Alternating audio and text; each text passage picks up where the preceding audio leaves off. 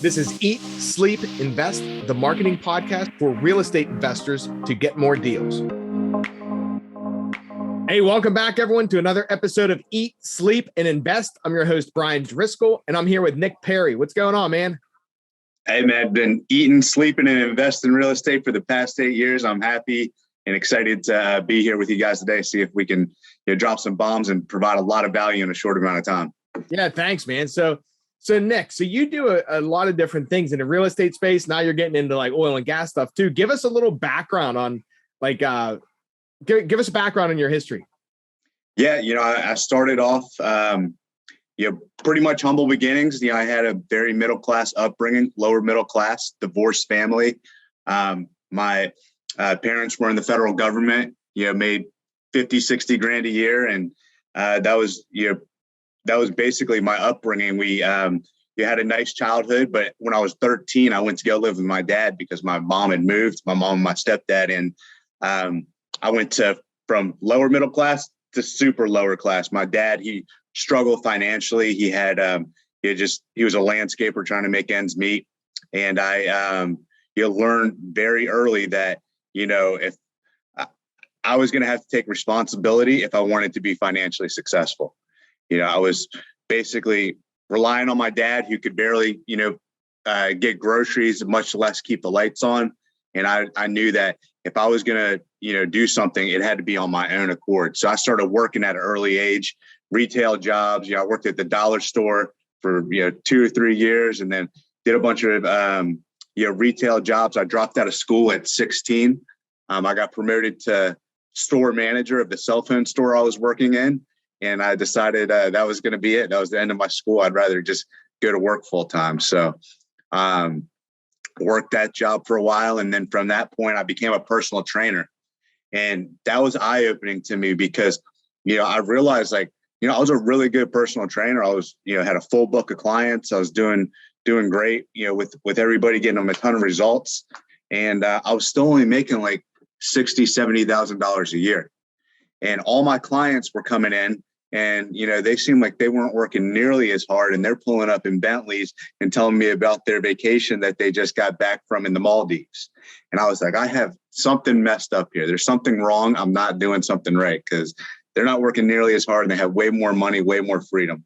So I started interviewing my clients, and I realized they were all either entrepreneurs, they were in sales of some sort. And so that's really what got me started down the entrepreneurial journey. Is, one of my clients was very successful in real estate. I had another client that, owned a big company. And so I would, interview them while I was doing my sessions. And after, a couple of years of doing that, I decided I was going to branch off and do things on my own. I moved out of my hometown in Northern Virginia, and I went down to Austin, Texas without any knowledge of real estate. I didn't have any friends. I didn't have any connections. I just knew I wanted to get out of my hometown and go start something for myself. So I started watching YouTube videos on wholesaling, and, kind of the rest is history. It wasn't an easy start.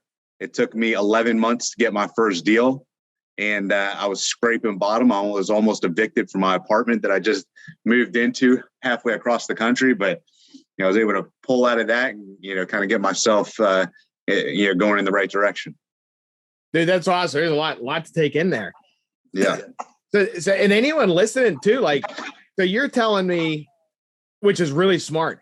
You're being a personal trainer. You have all these people that are successful, paying you virtually to work out and use your expertise in that to get them in shape.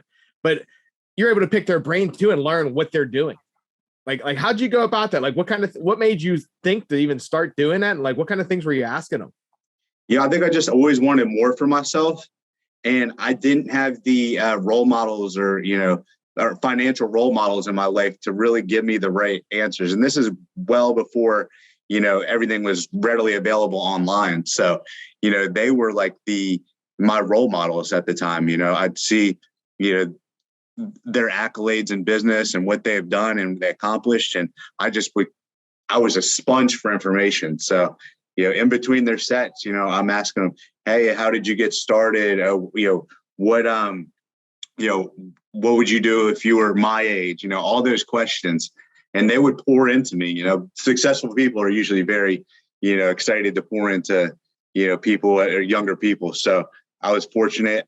Actually, one of my clients pulled me out of personal training, and he gave me a job as a new store opener for a franchise. So I would open new franchises, and I also did franchise sales. And that was where I got my first sales experience, really, and my opportunity. I got to travel the country. So, that was a really positive thing for me. It opened my eyes to, I don't want to be in my hometown anymore. I know sales is the route that I need to be in, and I need to own my own company at some point. So. Yeah, that's huge too. And you're right too. Successful people, like if you hang around people or can get around them, successful people, they do want to help. Like they want to help people. They want to pour the information, and then you can save a lot of the sweat and tears from their experiences, Hey, a smart man, learns from his own mistakes. A brilliant man learns from another man's mistakes. Big time. Yep. Okay. So now you go down to Texas, and it took like 11 months. That's a long time to get the first deal. Like dude, it was brutal. And this was not like 11 months of a half-ass effort. It was 11 months of, watching every YouTube video on wholesaling till nauseum while writing handwritten letters and getting myself high on Sharpie from doing bandit signs, and then spending, all evening putting out bandit signs, mailing, out letters, waiting for the phone to ring. I would get calls, and I didn't know what I didn't know. So I'd screw up the calls, or if I did get an appointment, I would butcher the appointment. And I had to really just kind of learn the hard way. I didn't have somebody there. I didn't have a partner. I didn't have somebody holding my hand. So I had to get out there and crash and burn and crash and burn and crash and burn until, I got the traction. It took me, it was almost embarrassing, but it took me 104 appointments to get my first deal. So you can imagine the stress of that, like, especially when you don't have any income coming in. That was that was a very difficult time. That was what showed me what I was made of. And once I persevered through that, I knew that, hey, I can get through, I can get through anything. How'd you keep pushing? Like, what made you not quit? Well, it's funny because I, had already put in so much time and energy, and I was down to like my last like $800 in my account. And I realized I was like, my AC was broken in my car. I'm running seller appointments.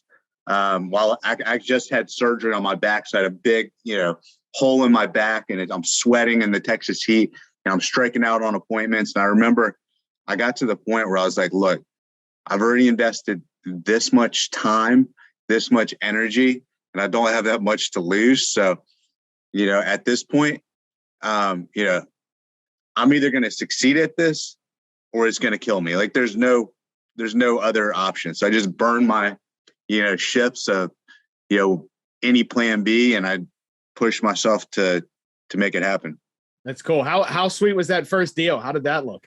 I mean, it was a huge relief, because that was the proof of concept that I needed.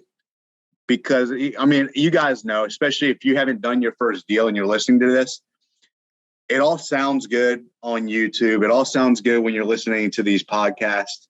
You're a believer, but you don't really believe it until that money clears in your account. It doesn't really hit home. There's always that slight disbelief, like all these people on the internet could be BSing me, right? And so for me to get that first check, that was amazing. And I actually had to get a job during that 11 months, because if not, I would have got evicted from my apartment. So I got a job at Indeed.com, like the online job search engine. And I started banging the phones there in sales. And I was fortunate I got that job, because I went from almost being evicted from my apartment to I got that job, and I was like, I'm going to go in here and crush it so I can get out and be my own entrepreneur. So I went in, and I went from, like $800 in my account to making $250,000 a year in a sales job at a 9 to 5.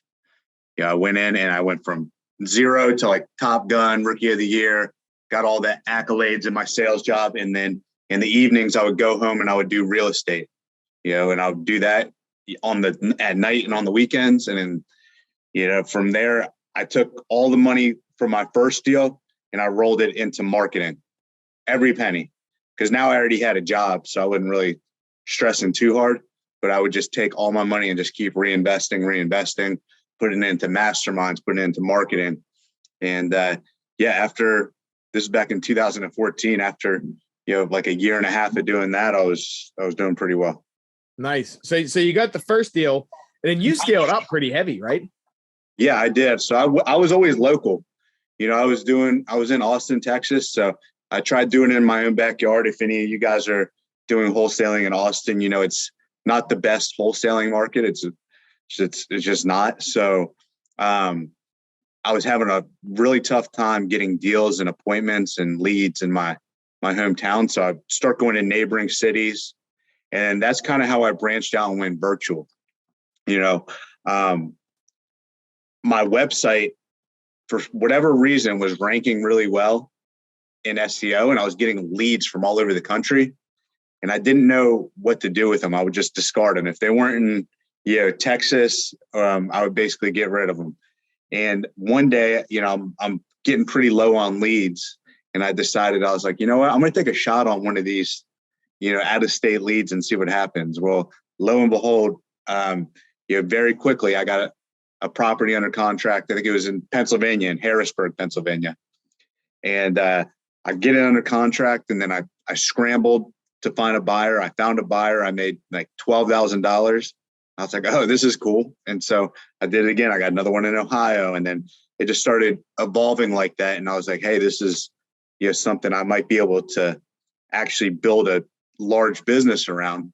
And so I started doing PPC nationwide, and I built an office and a sales team, and it really kind of built out from there. It's solid. Like, what's your top month? How many deals did you do? I don't know the amount of deals. The most I think we've made in a month is like 576,000. But I mean, we're consistent. Like every month, we're between 300,000 to 400,000 is pretty much a normal month for us. Yeah, and that's real money. Like that's not like, I know most guys out there wholesaling are doing like 3 deals a month, maybe making like 20, 30. You start getting into those numbers, you can do a lot of stuff. Yeah, of course. It's allowed me to build a large rental portfolio. I've got a ton of interest in oil and gas investments, outside of real estate. So that's why I've been able to retire at a young age. Yeah. And how old are you? I'm 33. Yeah, it's solid. Mm-hmm. So now, because I know a lot of investors, whether it's limiting belief or whatever, they usually get capped at a certain amount. They might be scaling up to like 3 deals a month, 5 deals a month, things like that. And then they hit like a plateau. You help the guys with that, like learn from all your mistakes, don't you? Yeah, because I got stuck in that plateau for 2 or 3 years. I was doing 2 to 5 deals a month, and it felt like no matter what I did, I couldn't get ahead. I had money coming in, money going out. The bank account never felt like it was growing. I was, hiring people, then firing them. And it just, was always one step forward, one step backwards, it felt like. And it wasn't until, I really honed in on a couple of things when it comes to my marketing, my processes, and my people, that I was able to break through that plateau. And once I figured those things out, my business took off. And, that's what went from that 2 to 5 deals a month to the 30 to 40 deals a month and beyond. And I've been able to delegate all my responsibilities out, so I'm not having to be there. That's why I'm not in my office, I'm at my house. Yeah. Now, like whenever you transitioned there, was it like a gradual thing that's like, okay, we did 5 deals, then we do 7, or was it like a catapult? Like it's like, okay, we made some changes and boom, I was thinking about business wrong. Yeah, it was more of a rapid thing. So, I went to a mastermind one time. It's always good when you get away from your office, so you can sit back and, analyze things from 60,000 feet. And I realized I was doing, a few things wrong with my marketing. I made some changes with my processes when I got back. And then I realized that was, starting to, I was starting to see the fruit. I understood the KPIs of my business. I knew how much a lead cost. I knew how many leads it took to get a deal. I knew what our average deal size was. And I realized now, like, all I need to do is expand what I'm already doing and do it that efficiently. So I only had, I think at that time in the bank, I had maybe like 80 grand in liquidity. And I knew that if I wanted to get bigger, I needed to hire at least 3 more people, 2 acquisitions and a dispo to come help me out. I should probably open an office so we can all be in the same place at the same time, and it's streamlined communication. And I should also increase my marketing from what I was doing. I was maybe doing 10K a month to about 30K a month. And so those were the 3 things that I saw that if I could execute on those, then my business would probably explode. But remember, I only had 80 grand. It's not a lot of money. It's not a long runway. Yeah. But what I did was instead of using my own cash to fund my business, I actually went out and I had used a company called Funding Grow, which helped me get a lot of 0% interest credit cards. And I went out and I put all my business expenses on credit cards. You can see how many cards I got. I collect them like baseball cards. So I went out and I started swiping the card for Google Ads and for office furniture. And I was liquidating cards to do, different, to pay office rent. And it cost, I loaded up probably like $160,000 worth of credit cards to fund my plan. And that springboarded me from doing the 5 deals to the 20, 25, 30. And that I was able to pay off the cards. And then my business was up and running. Yeah. And that's interesting too, because a lot of people don't look at their KPIs. They see their numbers. They know like how much a cost per lead is and how much cost per deal, but then they don't look back and be like, okay, well, if I funnel more money into whatever, into Google pay-per-click or wherever you're doing it in employees, all it is a multiplier. It's like, okay, we put 3 times as much in there. It might grow 3 to 5 times. Correct. Yeah. And, you got to do it efficiently, because I think a lot of times entrepreneurs, they get into the mindset of more leads, more people equals more revenue. That's true if you do it properly, because like I said, I springboarded my company from, 5 deals up to where, we're doing pretty much 4. We do 2 to 3 deals a day. Every day we're in the office Monday through Friday. So what I noticed was if you just try to go out and hire a bunch of people and dump a bunch of money into marketing, usually it turns into a disaster.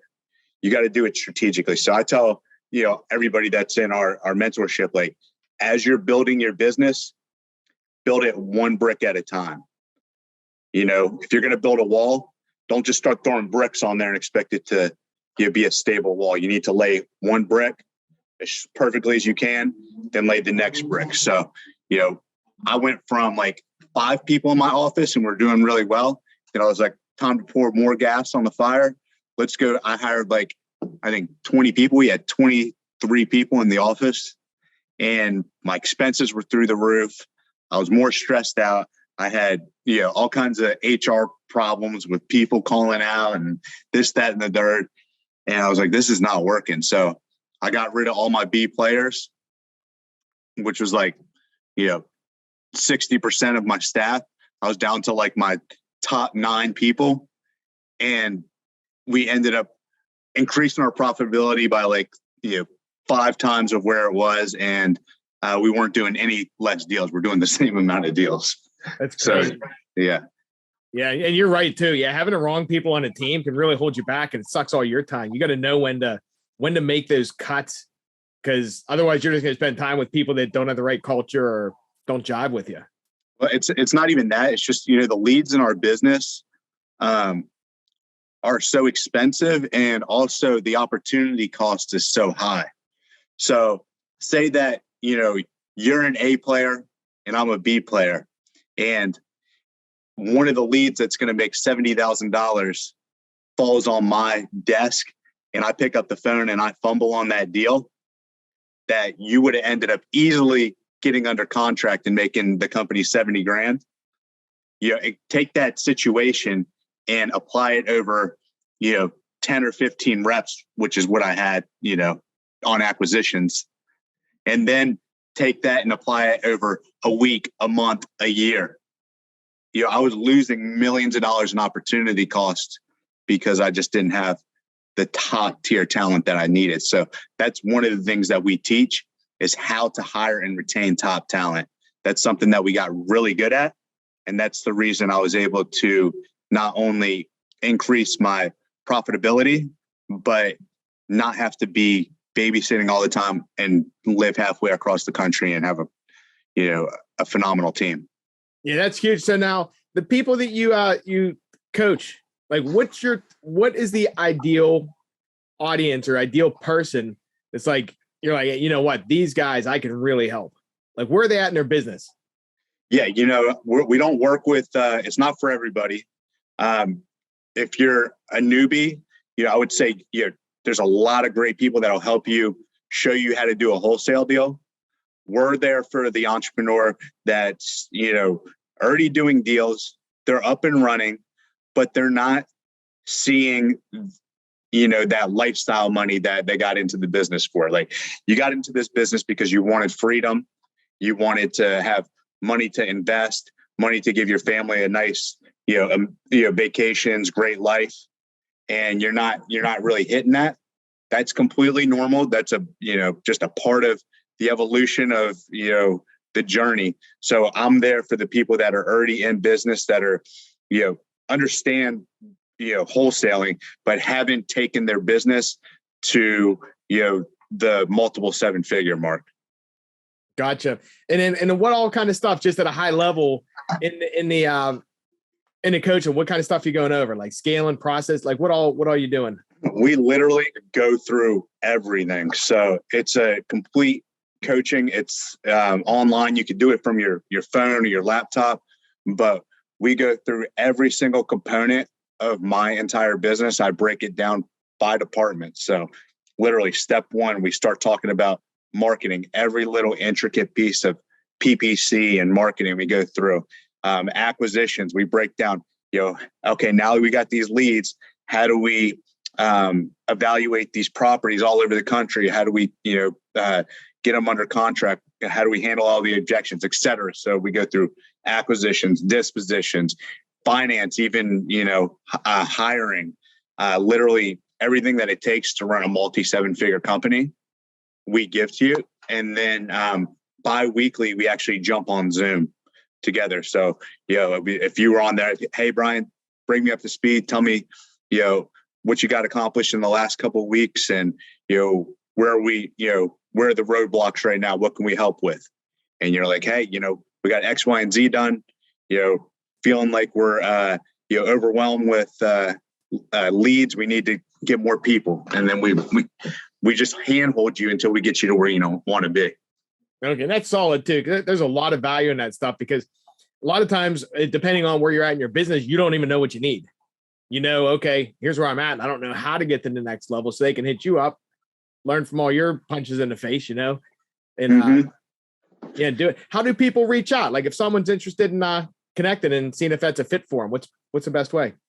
You could check out the website. We have a website. It's called 7figurecartel.com. So just the number 7 and then figurecartel.com. Or if you got questions, you want to reach out to me, you can reach out to me. Instagram is probably the best way. So it's just my name, Nick Perry, and then REI, like real estate investment. So Nick Perry, REI on Instagram, or you can go to the website, 7figurecartel.com. All right, cool, guys. Yeah, and all that stuff will be in the show notes too. You guys can just go in and click. Anything else we missed at a high level, or did we pretty much cover everything? Yeah, I think at a high level, you've got to make sure that you're putting the right people in the right seats. That was what we covered. You got to make sure you have, here's the thing, guys. I'm just going to break it down for you real easy. If you have high quality leads like Bryan generates, online leads are going to be the best, highest quality leads. You have good quality leads going to great quality people, and you have your systems dialed in, you're going to be a millionaire. So if you're sitting here and you're not a multimillionaire yet, just know it's happening. It's on the way for you. There's probably just a few tweaks that, you need to make in your business. And, myself, Bryan, we're happy to help any way we can. So reach out to us. Yeah, good stuff, man. Hey, thanks for coming on, Nick. Yeah, we appreciate it. Absolutely. Thanks for having me. No problem. Hey, everyone listening, yeah, go out there, crush it, and close some deals. We'll until next time, we'll see ya.